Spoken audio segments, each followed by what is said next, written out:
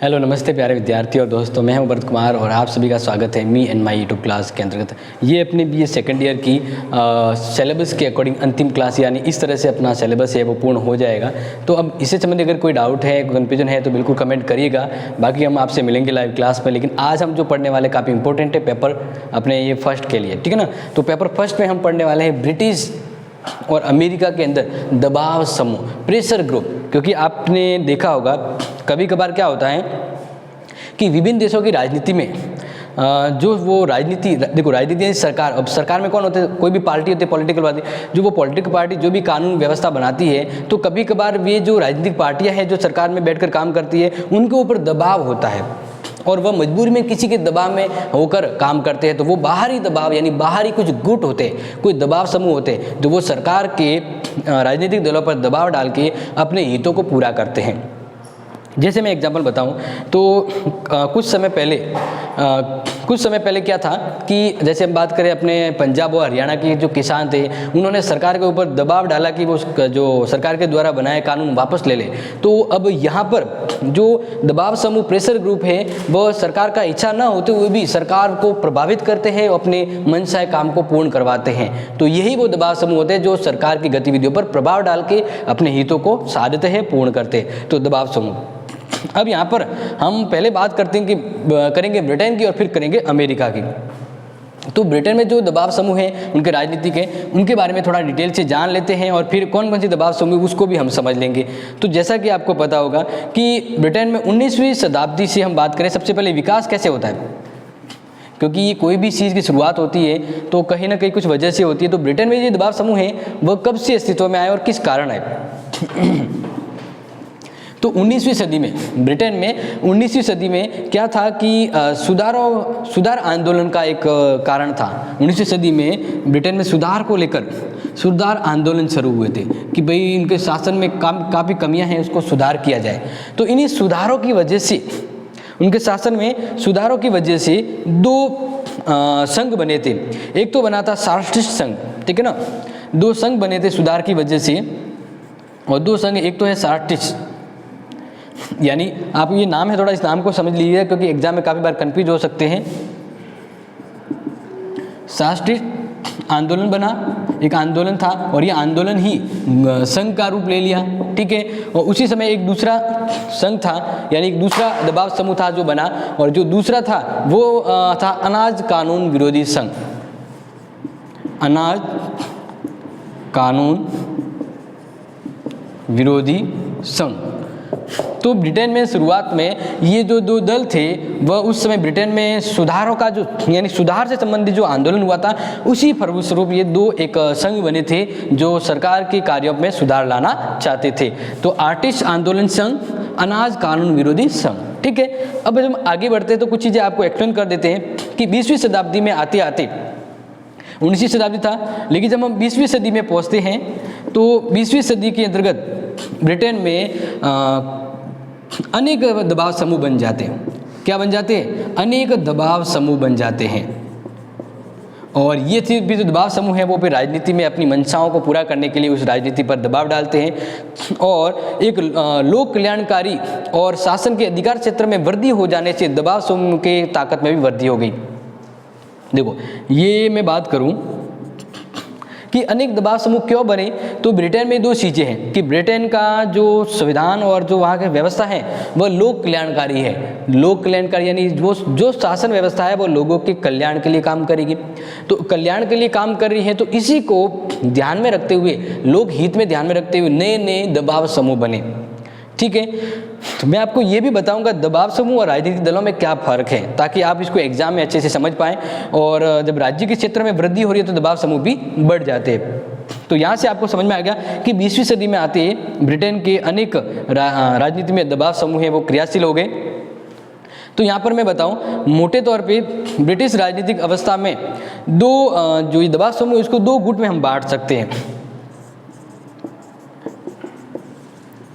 जो ये दबाव समूह है वह दो प्रकृति के होते हैं। दबाव समूह की अगर प्रकृति को देखें तो दबाव समूह की प्रकृति के देखें तो दबाव समूह दो टाइप के हो गए। यानी दो कैटेगरी में बढ़ गए दबाव समूह। अब दो कैटेगरी में कौन कौन से, तो मैं आपको वही बता रहा हूँ। पहला तो वो गुट होगा जो न्यास हितों का प्रतिनिधित्व करता है।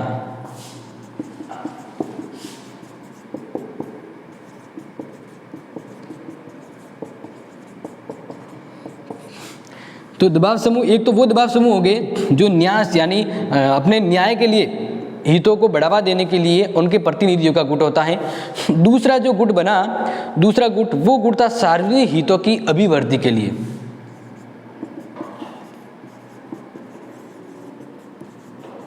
सार्वजनिक हितों की अभिवृद्धि के लिए, ठीक है। अब यहाँ पर इन दोनों को अभी पूरा नहीं हुआ, समझाने वाला हूँ। ये मैंने बताया कि दो दबाव समूह बने, वो अलग अलग विचारधारा का प्रतिनिधित्व करने के लिए बने। अब इसको अगर मैं कैटेगराइज करूँ तो ध्यान रखिएगा कि दबाव समूह और हित समूह नाम से दो बन गए। यानी हम यहाँ पर सिंपल सी बात करें तो सार्वजनिक हितों को देने के लिए महत्व दिया गया और एक दिया गया था सबके सामूहिक हितों को ध्यान में रखते हुए एक पर्सनल हितों को। तो दबाव समूह दो कैटेगरी में बढ़ गए। प्रथम तो बन गया दबाव गुट, प्रथम क्या बन गया, दबाव गुट, और दूसरा इस विचारधारा पर बन गया हित समूह। तो इस तरह से ब्रिटेन में जो दबाव गुट है वो दो टाइप के होते हैं। एक तो होते दबाव गुट जो अपने मतलब और अपने फायदों के लिए सीधे तौर पे दबाव डालते, क्या करते हैं, दबाव डालकर अपना काम करते हैं। न्याय हितों, खुद के हितों के यानी न्याय यानी जो सरकार में जो कार्य होता है उसी प्रभाव, उसी हितों को ध्यान में रखकर जो दबाव समूह थे यानी सीधे तौर पे दबाव डालना, सरकार की नीतियों पे दबाव डालना, तो वो हो गया न्याय हित वाला यानी दबाव गुट। दूसरा हो गया हित समूह। हित समूह का मतलब ऐसे गुट जो सार्वजनिक हितों के लिए काम करे। मान लीजिए आप देखो, मैं थोड़ा सा आपको ऐसे बताऊं कि दबाव गुट क्या होते हैं कि सरकार पर दबाव डालते हैं और वे किसी विशेष वर्ग से संबंधित जुड़े होते हैं और अपने विशेष हितों के लिए ही कार्य करते हैं। लेकिन जो सार्वजनिक हित होते हैं मतलब ऐसे गुट या ऐसे संगठन जो लगभग सभी के लिए, हित के लिए, फायदे के लिए बनते हैं, वो गुट कहलाते हैं हित समूह। तो दबाव गुट और हित समूह का ये फर्क है कि ये किसी वर्ग विशेष से जुड़े होते हैं और ये सभी के हितों से जुड़े होते हैं। समझ में आ गया? विशेष वर्ग, विशेष कल्याण और विशेष समूह से जुड़े होते हैं ये समूह सार्वजनिक हितों से। ठीक है, समझ में आ जाएगा। जैसे मान लेते हैं कि किसान वर्ग है, किसान वर्ग है तो उनका जो दबाव गुट होगा वह दबाव वाला कहलाएगा किसान संगठन। हित समूह ये ऐसा गुट होगा जो लगभग सभी के लिए काम कराए, जैसे कोई एनजीओ हो या कोई ऐसा संगठन हो जो राजनीति में नहीं आना चाहता है लेकिन सुधार करना चाहता है अपने देश के लिए, तो वो हित समूह है। अब यहाँ पर देखिए, अब मैं बता रहा हूँ कि राजनीतिक दल और इसमें क्या फ़र्क है। राजनीतिक दल और ये जो दबाव गुट में, इसमें एक फ़र्क बहुत मायने रखता है कि जो राजनीतिक जो गुट है वो राजनीति में आकर अपने हितों की पूर्ति करते हैं, लेकिन जो दबाव गुट हैं वह बिना राजनीति में आए अपने प्रभाव से राजनीति के अंदर अपने मंसूबों को पूरा करते हैं। तो इस तरह से राजनीतिक दल तो राजनीति में अपनी चुनावी गतिविधियों में भाग लेकर सत्ता में आने का मौका तराशते हैं, लेकिन जो दबाव समूह है वो बिना सत्ता में आए अपने हितों को पूरा करते हैं। तो ये एक बड़ा फर्क है इसमें, तो ध्यान रखिएगा। ठीक है ना, इनका चुनाव से यानी राजनीति में आने से मतलब नहीं होता है, इनका अपने हितों से पूर्ति से संबंधित होता है और ये राजनीति में अपने हितों की पूर्ति करते आकर। समझ में आ गया?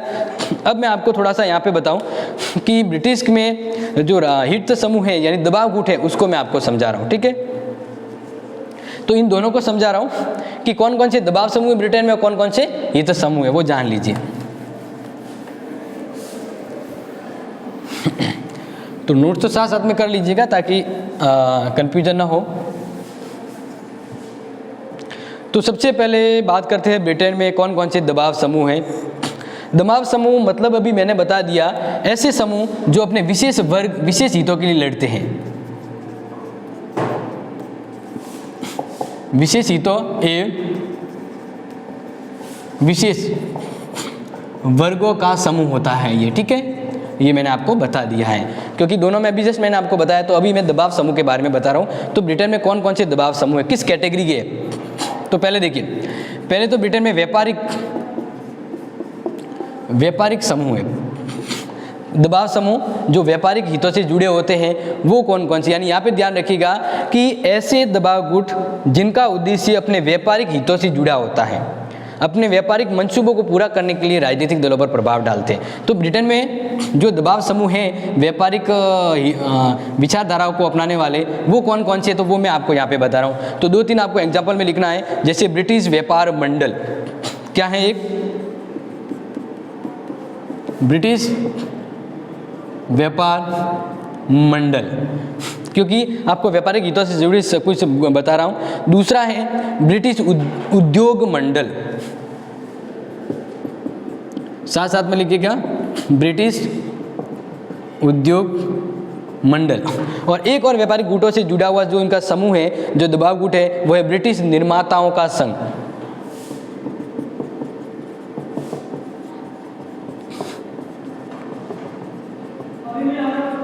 ठीक है, ये समझ में आ गया। ये है उनका व्यापारिक गुट या व्यापारिक हितों को बढ़ावा देते। ये जो ये इनका नेचर क्या है, व्यापारिक समूह है, व्यापारिक गुट है, और ये दबाव डालते हैं अपने सरकार के राजनीतिक दलों पर, वो अपना काम पूरा करवाते हैं। तो ये कैटेगरी आपको समझ में आ गई। दूसरी दबाव समूह कौन सी कैटेगरी के ब्रिटेन में है, दूसरा है आर्थिक संगठन से जुड़े। दूसरे वे संगठन है जिनका मकसद आर्थिक गतिविधियों से जुड़ा होता है। ठीक है, यानी हम कहें तो ब्रिटेन में लगभग आर्थिक संगठन हैं, लगभग 600 संगठन है। कितने हैं आर्थिक संगठन? लगभग 600 संगठन है जो आर्थिक संगठन है, और ये अपने आर्थिक फायदों के लिए, जैसे मान लीजिए किसान यूनियन है, श्रमिक संगठन है, लेबर यूनियन है। तो ये संगठन किस लिए, जैसे मान लीजिए मजदूर संघ है, वो क्यों बनता है? मजदूर संघ सेवा के लिए नहीं बनता है। मजदूर संघ है अपने मजदूरों के साथ हो रहे अत्याचारों के लिए ये संगठन बनता है। तो इनका मकसद होता है आर्थिक हितों में कमी न होना। ठीक है, तो आर्थिक संगठन में 600 है, लेकिन मैं कुछ एक आपको लिखवा देता हूँ। तो लिखिए, जैसे परिवहन और कामगार संगठन, पहला परिवहन एवं कामगार संघ। फटाफट लिखिए, तो क्योंकि जैसे लिख रहे हैं मैं फटाफट से मिटाऊंगा। खान कर्मचारी संघ,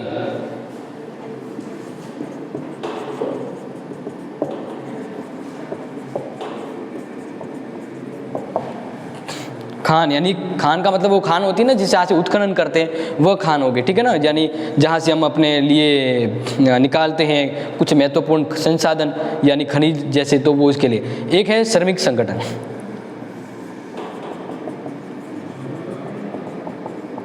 ठीक है, तो ये आपको समझ में आ गया। अब नेक्स्ट तीसरा टाइप का जो तीसरे नेचर के जो दबाव गुट होते हैं वो लिखिए पेशेवर संगठन।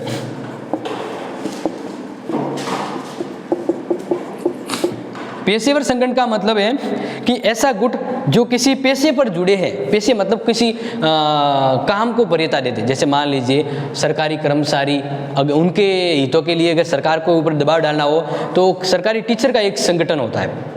बैंकों में काम करने वाले कर्मचारियों को अगर अपने हितों की पूर्ति करनी है तो वे अपना एक गुट बनाते हैं। रेलवे के अंदर अपने हितों की पूर्ति करने के लिए कर्मचारियों के साथ अगर कोई गलत हो रहा है तो रेलवे कर्मचारियों का अपना एक गुट होता है। तो वे कैसे गुट हो गए? पेशेवर गुट हो गए, जो किसी पेशे से जुड़े हुए हैं और अपने फायदे के लिए सरकार के ऊपर दबाव डालते हैं। तो पेशेवर गुट के बारे में आपको समझ आया कि उसका इनका पेशा होता है, वो अपने पेशों से जुड़े अपने हितों को या अपने पेशों में जुड़ी किसी कमियों को दूर करने के लिए संगठन होता है। तो लिखिए, इसमें है ब्रिटिश चिकित्सा संघ, ब्रिटिश चिकित्सा संघ, जो चिकित्सा, जैसे अभी आपने देखा होगा ना, अभी अपने राजस्थान में जो काफ़ी डॉक्टर जो है वे सरकार के खिलाफ मांग को लेकर प्रदर्शन कर रहे हैं कि सरकार का जो कानून है वो उन्हें पसंद नहीं आया है। तो फिर इन डॉक्टर यानी जो पेशेवर लोग हैं उनका एक संगठन है जो आंदोलन कर रहा है। तो वो किस कैटेगरी का हो सकता है? अपने को देखें तो पेशेवरी संगठन की ओर हो सकता है। इसके अलावा बात करें सरकारी कर्मचारियों का संघ,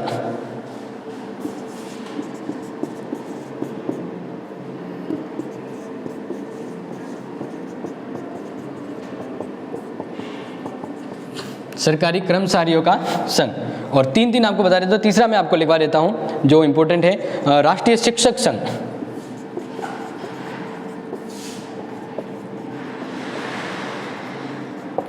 तो क्या ये चीज़ आपको समझ में आई? तो ये संगठन जो है, ये जो दबाव गुट जो होते हैं वह अपने मतलब के लिए, अपने, जैसे मान लीजिए मैं एज ए गवर्नमेंट टीचर हूँ तो फिर मैं गवर्नमेंट का एक संघ बना होता है टीचरों का, उनके साथ जुड़ूंगा, क्योंकि सरकार के द्वारा जो नीति वगैरह आती है कभी कभार टीचर के हित में नहीं होती, तो फिर ये जो सरकारी संगठन जो गुट होता है वो सरकार पर दबाव डालता है, इसलिए। अब आगे देखते हैं चौथा टाइप का जो है उसको लिखिए। चौथा तो यहाँ पर चलो नहीं बताया, चौथा नहीं है, 3 ही इंपॉर्टेंट है तो इसको समझ लिए। अब आगे हम बढ़ते हैं कि ये जो मैंने आपको समझाया ये दबाव गुट है, ठीक है ना, जो अभी कैटेगरी की थी कि दबाव गुट और हित गुट, तो दबाव गुट मैंने समझा लिया। अब मैं आपको 2-4 इंपॉर्टेंट पॉइंट है वो हित समूह के समझा देता हूँ, तो ये नोट कर लिया होगा। आगे बढ़ते हैं।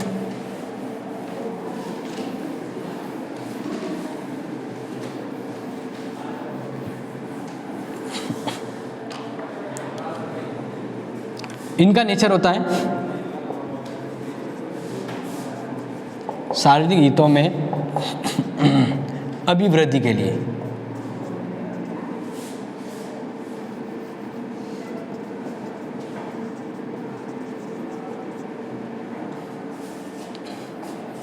और यहाँ पे हम पढ़ रहे हैं हित समूह, यानी बेनिफिशियल ग्रुप भी कह सकते हैं, ठीक है। अब यहाँ पर ये गुट क्या होते हैं कि ये सरकार पे दबाव डालते हैं, लेकिन ये किसी एक वर्ग विशेष के लिए, जैसे किसान यूनियन हो गया तो वो किसानों के लिए काम करेगा, वैसा नहीं है। ये जो गुट होता है वह लगभग अपने सार्वजनिक हितों के लिए, जैसे मान लीजिए सरकार की कोई योजना है या कोई ऐसा कानून है जो सही नहीं है, तो वो कानून का विरोध करने के लिए ये जो गुट बनता है, या फिर ऐसे काम के लिए ये सरकार पर दबाव डालेंगे जिसका काम अगर सरकार करती है तो उसका फायदा उस राज्य के सभी लोगों को होगा, तो इसका मतलब सार्वजनिक, सभी के कल्याण को करने वाले या सभी के कल्याण की बातों को सरकार तक पहुंचाने वाले जो नॉन पॉलिटिकल ग्रुप होते हैं वो कहलाते हैं सार्वजनिक हित समूह। समझ में आ गया, जिसको हित समूह का नाम दिया गया है। तो यहाँ पे अब मैं कुछ बातें आपको बताऊं तो ध्यान रखिएगा, जैसे कुछ एक संगठन जो होते हैं यहाँ पर उसको हम यहाँ पर समझेंगे, तो उसको मैं 1-2 एग्जाम्पल के रूप में आपको समझा देता हूँ उनकी कैटेगरी के हिसाब से अगर देखा जाए। तो एक तो है राज्य शिक्षा प्रसार संघ, इसके अंदर आ रहा है।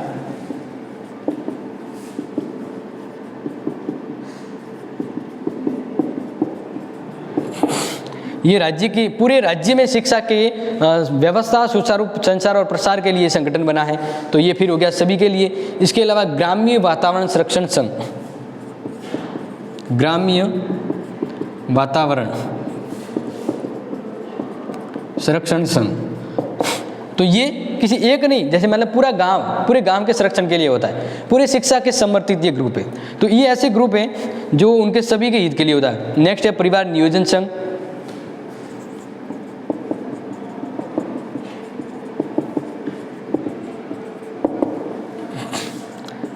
एक और बता देते हैं ताकि आपको थोड़ा सा ठीक समझ में आ जाएगा। इसके अलावा हैं जो और हितों के समूह की बात करते हैं, ब्रिटिश मानवतावादी संघ,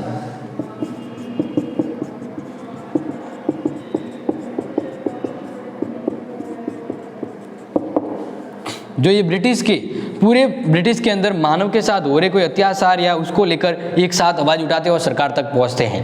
तो समझ में आ गया हित समूह और दबाव समूह में, क्लियर हो गया, ओके।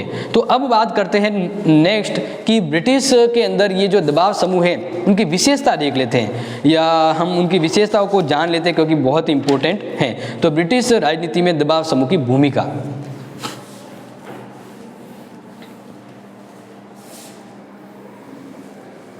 ब्रिटिश राजनीति में दबाव समूह की भूमिका,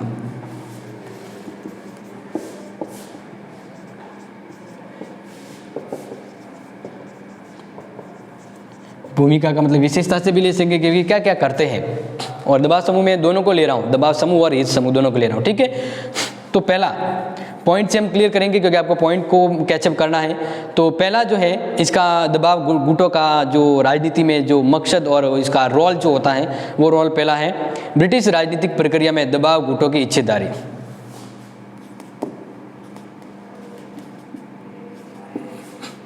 दबाव गुटों की हिस्सेदारी। अब यहाँ पर आप ऐसा समझिए कि ब्रिटिश पार्लियामेंट यानी ब्रिटिश संसदीय व्यवस्था है, इसमें काफ़ी हद तक ये दबाव समूह है ना वह अपना काम निकलवा लेते हैं। यानी इनकी खुद की एक हिस्सेदारी होती है कि जो भी कानून बनते हैं उसमें आधे लगभग कानून तो हैं वह दबाव गुटों की वजह से होते हैं। तो इसका मतलब ये उस राजनीति में अपनी पार्टनरशिप के तहत काम करते हैं और इस तरह से दबाव समूह मतलब राजनीतिक जो दल होते हैं उन्हें इस प्रकार से समर्थन देते हैं कि भाई आप राजनीति में आइए, लेकिन हमारे जो उद्देश्य है वो भी पूरे होने चाहिए। तो इस तरह से जो गुट हैं वह राजनीति में नहीं आते लेकिन फिर भी अपना काम करवा लेते हैं। तो इसका मतलब वे राजनीति में अपनी हिस्सेदारी के साथ सुनिश्चित होते हैं। इसके बारे में थोड़ा सा मैं समझाऊँ तो दबाव समूह को राजनीतिक प्रक्रिया का आवश्यक अंग माना गया और सरकार और गुटों के बीच संपर्क को कानूनी मान्यता भी दे दी गई है। ज़्यादातर देखा जाए तो ब्रिटेन में दबाव समूह का इतनी महत्वपूर्ण कार्य बढ़ गया है कि इन गुटों को सरकार के कानूनों ने भी मान्यता दी है। सरकार के कानूनों द्वारा मान्यता दी गई है। ये काफ़ी हद तक सरकार की गतिविधियों और उनके राजनीतिक दलों पे अपनी असर छोड़ जाते हैं। तो इस तरह से इनका ये जो कार्य है वो हर बार धीरे धीरे बढ़ रहा है, तो ये सरकार में काफ़ी हद तक सरकार को प्रभावित करते हैं। दूसरा महत्वपूर्ण भूमिका की बात करें तो दूसरा है ब्रिटिश कानून दबाव समूह के निर्माण को प्रोत्साहित करता है। ब्रिटिश यानी जो ब्रिटेन का जो कानून है ना वह कानून ही ऐसा बना हुआ कि दबाव समूह ज़्यादा से ज़्यादा बनते हैं, उनको मोटिवेशन मिलता है कि हम और नए गुट बनाएं। समझ में आ रहा है इस पॉइंट का मतलब? ब्रिटिश कानून दबाव समूह के निर्माण में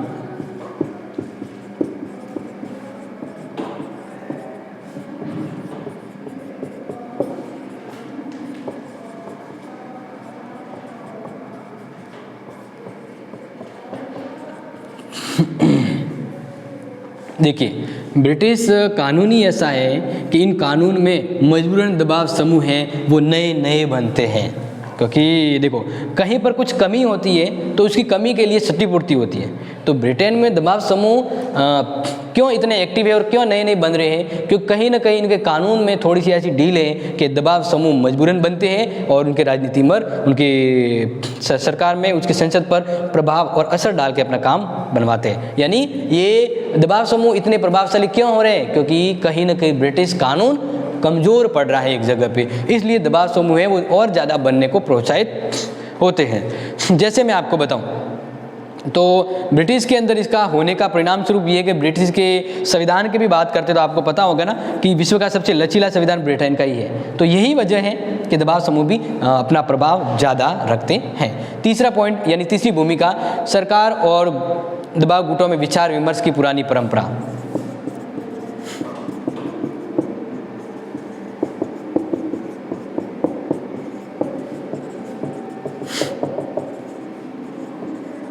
विचार विमर्श की पुरानी परंपरा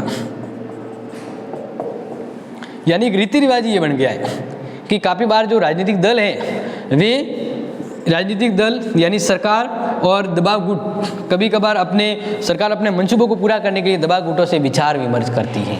और इन्हीं तरह से हम मान लीजिए हम एक बड़े पद पे बैठे, लेकिन अगर हम सामान्य व्यक्ति को तवज्जो देंगे तो इस तरह से उस सामान्य व्यक्ति का कद बढ़ जाता है। बढ़ेगा कि नहीं बढ़ेगा? बढ़ेगा। आम नॉर्मल आदमी को अगर आप अपने बराबर वरीयता देंगे तो इसका मतलब वो दूसरों की नज़रों में आपके लिए बराबर काउंट होगा, यानी उसको आपने बड़ा इंपॉर्टेंट महत्व दिया है। तो इस तरह से दबाव गुट यानी कहते हैं ना एक सिंपल होगा कि आपने पोछा या कहते हैं ना अंगुली पकड़वा दी और पूरा हाथ पकड़ लिया उसने। आपने अगर किसी को सपोर्ट के लिए कहा कि भाई मेरी अंगूठी पकड़ ले, अंगुली पकड़ ले और मेरे साथ साथ चल, धीरे धीरे वो अपने ऊपर ही चढ़ जाता है। तो ये व्यवस्था यहाँ पर है कि विचार विमर्श के दौरान अगर दबाव गुटों को इन्वॉल्व किया है तो धीरे धीरे वो उस राजनीति में अपना प्रभाव छोड़ जाते हैं। नेक्स्ट बात करें, ब्रिटिश दबाव गुट प्रशासन से संबंध माने जाते हैं।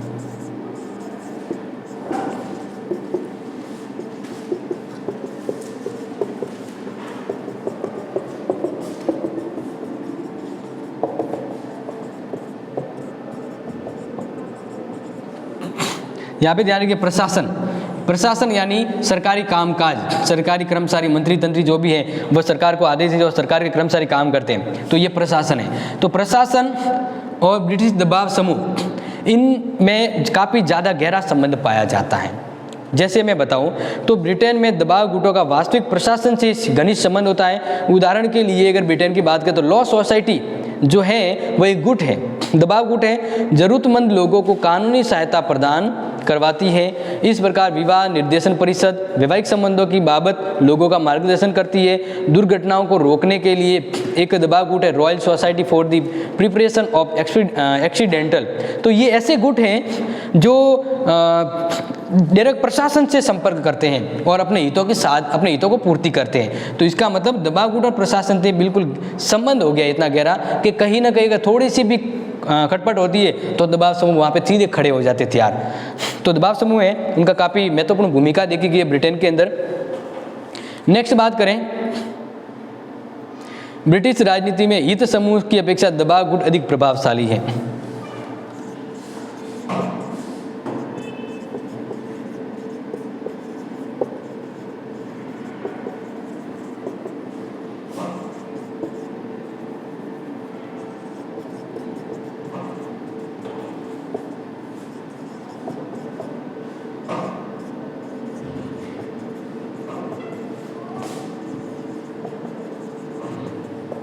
अब यहाँ पे देखिए ब्रिटेन में जो दबाव समूह और मैंने इस समूह के बारे में आपको जो फासला बताया था, तो अब यहाँ पर अगर देखा जाए कि इन दोनों में कौन ब्रिटेन की इस व्यवस्था में शक्तिशाली है, प्रभावशाली है, तो दबाव समूह है ना वह हित समूह से भी ज़्यादा प्रभावकारी होकर काम करते हैं ब्रिटेन के राजनीतिक वातावरण में। दबाव समूह का काफ़ी ज़्यादा असर रहता है। जितने प्रभावशाली हित समूह नहीं है उससे काफ़ी ज़्यादा एक्टिव और क्रिएटिव होकर दबाव समूह है वो काम करते हैं। इसके अलावा नेक्स्ट बात करें तो सरकार की शक्ति पर अंकुश, नेक्स्ट इसकी विशेषता भूमिका,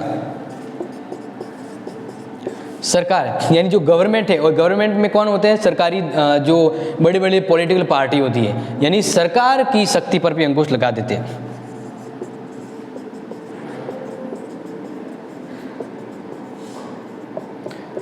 सरकार की शक्ति पर भी क्या लगा देते हैं, अंकुश लगा देते हैं। अब कैसे, तो जैसे कि आपने कभी बार देखा होगा कि अमेरिका, अगर ब्रिटेन में एक एग्जांपल बताऊं तो 1974 में कोयला खान संघ ने अनुत्तरदायी प्रधानमंत्री जो वहाँ पे थे एडवर्ड हीथ को शीघ्र चुनाव करवाने के लिए बाध्य कर दिया था। इसी तरह खान संघ ये भी चाहता था कि मजदूरों के वेतन में 35% की वृद्धि की जाए और सरकार ने इसे स्वीकार भी कर लिया। कोयला संघ के दबाव के फलस्वरूप प्रधानमंत्री का चुनाव नारा था हूँ govern Britain the government of the union. तो कहीं ना कहीं अगर देखा जाए तो ये जो ब्रिटेन के जो दबाव समूह हैं वह सीधे तौर से सरकार को प्रभावित करते हैं। सरकार जो भी नियम तरीके या कानून बनाता है ना वो भी ब्रिटेन के दबाव समूह को हित में ध्यान में रखते हुए कानून बनाता है। तो इस तरह से आप क्या समझे, आप ये समझे कि ब्रिटेन के दबाव समूह है क्या, दबाव समूह किस किस टाइप के हैं और दबाव समूह का क्या भूमिका है उसके देश में। तो क्या ये चीज़ आपको समझ में आ गई? तो अगर ये चीज़ समझ में आ गई है तो एग्जाम में या तो ब्रिटेन के दबाव समूह की बात आएगी या अमेरिका की।